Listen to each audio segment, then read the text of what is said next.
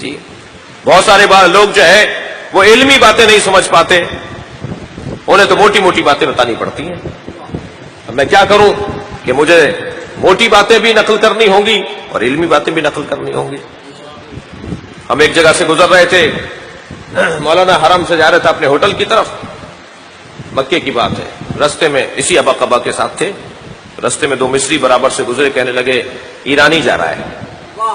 تو جذبہ حب الوطنی پھڑکنے لگا اور میں نے ان کو مخاطب کر کے کہا کہ نہیں میں پاکستانی ہوں. تو کہنے لگے پاکستان میں شیعہ رہتے ہیں؟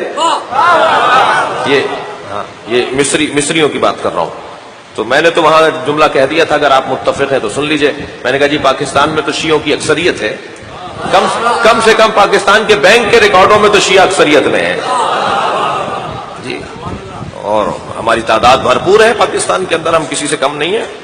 تو گفتگو ہوتی رہی اور باتیں بہت ہوتی رہیں، اور یہاں تک کہ جرول کے اندر جو وہ ایک مسجد ہے اس میں روزانہ پھر ہماری ایک گفتگو رہی، مناظرہ بھی رہا. روزانہ ایک نماز کے وقت میں ہم اپنے ہوٹل سے پہنچ جاتے تھے، وہاں تھوڑا بہت مناظرہ ہوتا تھا. تو ایک دفعہ کی گفتگو میں یہ بات آئی کہ آپ یہ ہم جیسے ہیں زندہ تھے اور اب معاذ اللہ مر گئے اور اب کوئی درود و سلام پہنچتا نہیں ہے، یہ سلام کرنے کیوں آتے ہو، زیارت کرنے کیوں آتے ہو، یہ درود اس معنی میں کیوں پڑھتے ہو کہ وہ زندہ ہیں اور تمہاری بات کو سن رہے ہیں، اور سلام کا کوئی مطلب نہیں ہے.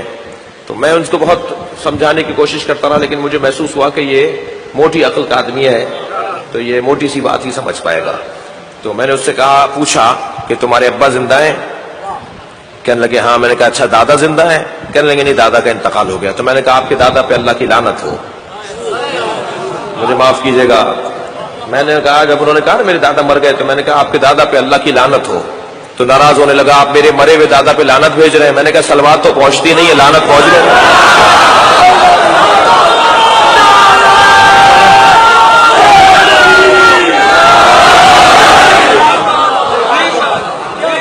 مجھے تو ایسا لگتا ہے کبھی کبھی لعنت روکنے کے لیے صلوات رکواتے ہیں. صلوات پڑھے ذرا محمد و آل محمد.